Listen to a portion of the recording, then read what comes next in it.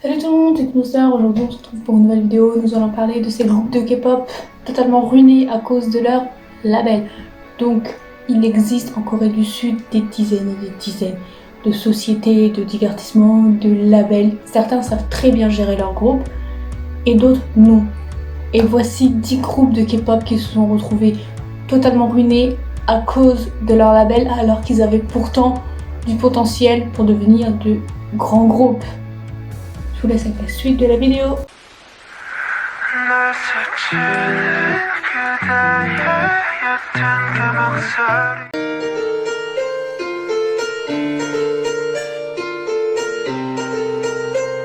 Jia est un groupe de MBK Entertainment et MBK a toujours une histoire assez mouvementée avec ses artistes. Cela commence avec Turbo et leur passage à tabac et également leur privation de nourriture. Et leur combat Lego contre Tiara a énormément mis de fans contre eux. Aujourd'hui, les fans sont très en colère du traitement que reçoit Jia par leur label et notamment la promotion de leur dernière chanson qui est sortie il y a un mois, Hug You, qui n'a pas énormément de promotion malgré que la chanson est super, je l'aime bien moi personnellement. Et également au départ de Eunjin et de Jennie qui laisse vraiment un goût aigre dans la bouche des fans.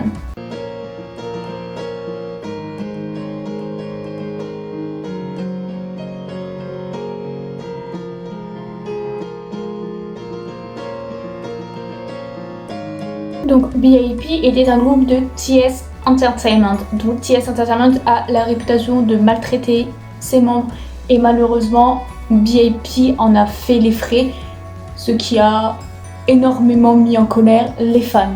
À leur début, BIP pouvait être comparé au début de BTS et on pouvait donc espérer que BIP gagne autant en popularité que BTS. Cependant, une mauvaise gestion du groupe a engendré de nombreux litiges et de poursuites entre les artistes et le label, ce qui a fait que BIP a perdu en popularité, ont quitté tour à tour le label jusqu'à dissolution totale du groupe.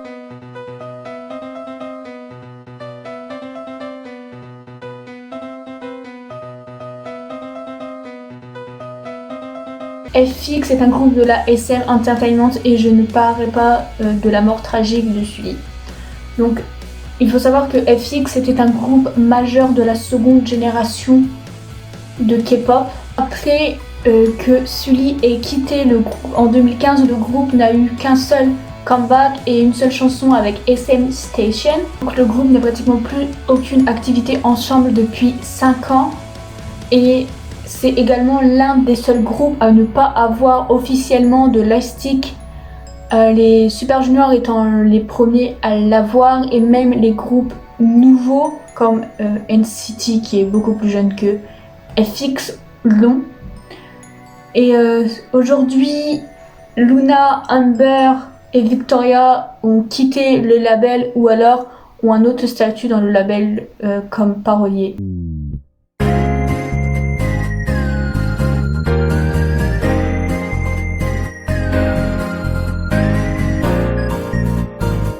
Miss A était un groupe de la JYP Entertainment, bien que le groupe ait globalement bien été promu dans les débuts. Ça commence à décliner lorsque JYP rencontre des difficultés financières. Mais lorsqu'il remarque que Suzy commence à gagner en popularité avec ses activités de mannequin et d'actrice, le label commence à lui proposer plus d'activités en solo plutôt que les proposer au groupe. Miss A finit par devenir l'ombre de Suzy et était même connue sous le nom Suzy and Friends, donc Suzy et ses amis, ce qui a engendré le départ des membres jusqu'à la dissolution totale du groupe.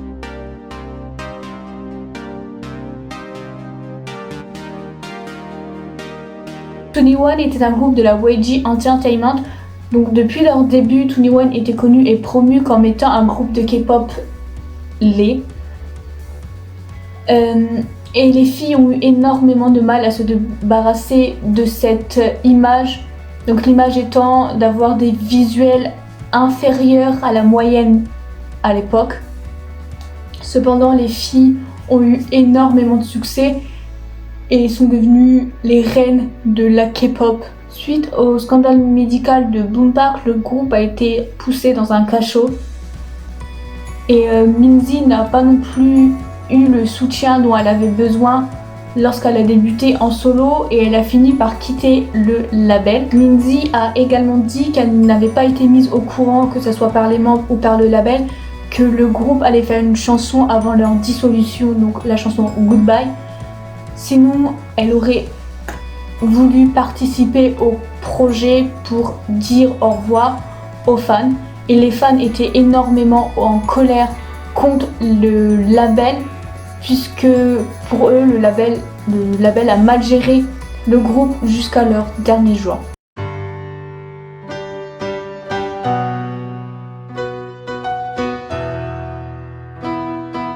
The Ark.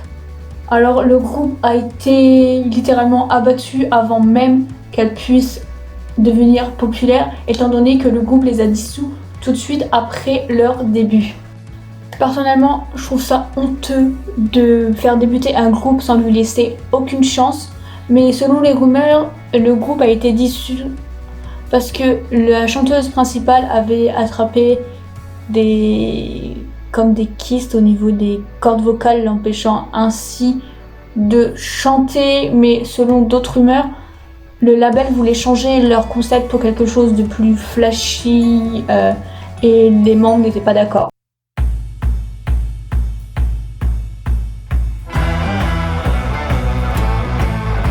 Top Dog est un groupe de Venus Entertainment qui était anciennement connu comme Stardom Entertainment. Donc le voyage de Top Dog a été extrêmement difficile. À l'origine, le groupe était composé de 13 membres. Cependant, les choses commencent à mal tourner lorsque Kido et Korn entendent des poursuites contre leur label pour une mauvaise gestion de leur carrière. Ensuite, Atom quitte le groupe pour rejoindre le Produce 101 la saison 2 et rejoindra le groupe GBG, laissant alors tomber le groupe. Le dernier comeback du groupe remonte à 2018, cependant, même si le groupe est dissous, les membres restants ont formé un nouveau groupe en 2018 qui s'appelle Zinoti. Kido fait aujourd'hui partie du crew Rock Bottom et Anchol est connu étant un danseur dans son propre studio de danse. Les autres, on ne sait pas trop ce qu'ils sont devenus.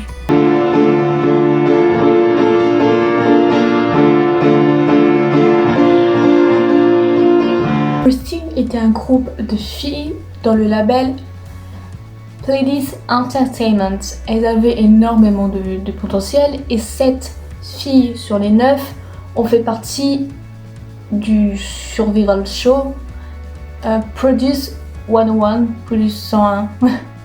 Et 2 filles ont même fait partie du groupe final IOI et ont fait leur début avec eux. Après leur comeback, Killa se rendra aux États-Unis pour des soucis de santé. Ensuite, en 2017, le label décidera de faire une sous-unité nommée Pristine V qui connaîtra un succès modéré. Et après cela, le label décide de dissoudre le groupe ayant débuté en 2017 et dissous en 2019.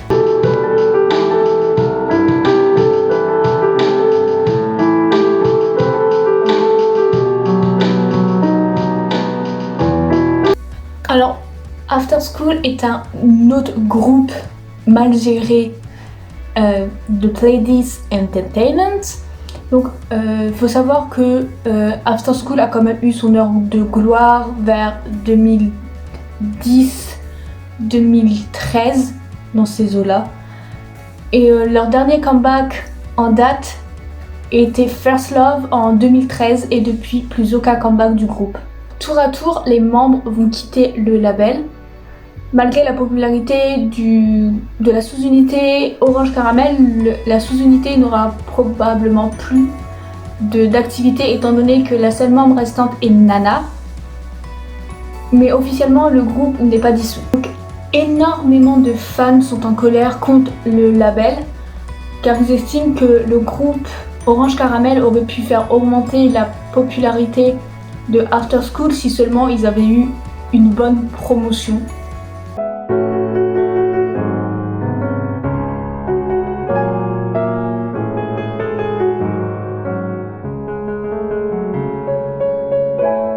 New East et Pledis Entertainment, encore une fois. Donc personnellement, c'est celui qui m'énerve le plus. Donc New East a traversé une phase assez similaire à Priscilla, étant donné qu'au début, ils avaient énormément de popularité et ensuite, à cause d'une mauvaise promotion, ont commencé à baisser en popularité. Faut savoir que les promotions se faisaient dans des bus publics. Tu sais, généralement, vous voyez les bus, enfin des espèces de minibus avec les images des stars ou des vitres teintées et tout. Et il faut savoir que eux n'avaient pas ça. Ils allaient directement faire leur promotion de lieu en lieu en bus. Ensuite, le groupe a participé à Produce 101 et personnellement, ça m'a tellement déchiré le cœur quand j'ai vu JR dire que il voulait pas être le leader de sa team, vous savez, pour les battles, mais il a quand même été leader parce que en fait il avait échoué dans la gestion de son groupe, donc New East, et qu'il voulait pas échouer une nouvelle fois. Et ça m'a fendu le cœur, j'en avais les larmes aux yeux quand j'ai regardé ça. Heureusement, aujourd'hui, le groupe semble être sur la bonne voie et regagner en popularité. Et j'espère également que depuis que Big Hit a départ dans Playlist, j'espère qu'ils vont mettre plus en lumière les comebacks et la promotion de New East et pas juste penser à Seventeen parce que Seventeen est le groupe le plus populaire de Playlist, parce que ça me ferait très chier que New East se sépare à cause de la mauvaise gestion de Playlist avec tous les efforts qu'ils ont fait, comme les efforts qu'ont fait After School, puisque Kaeun a participé également à Produce 48 où elle a parlé du groupe After School qui a permis de mettre After School plus en lumière auprès des nouveaux fans, puisque Produce 48 était globalement, et Produce en général est regardé par des fans jeunes et qui n'ont pas forcément connu la première ou la deuxième génération K-pop.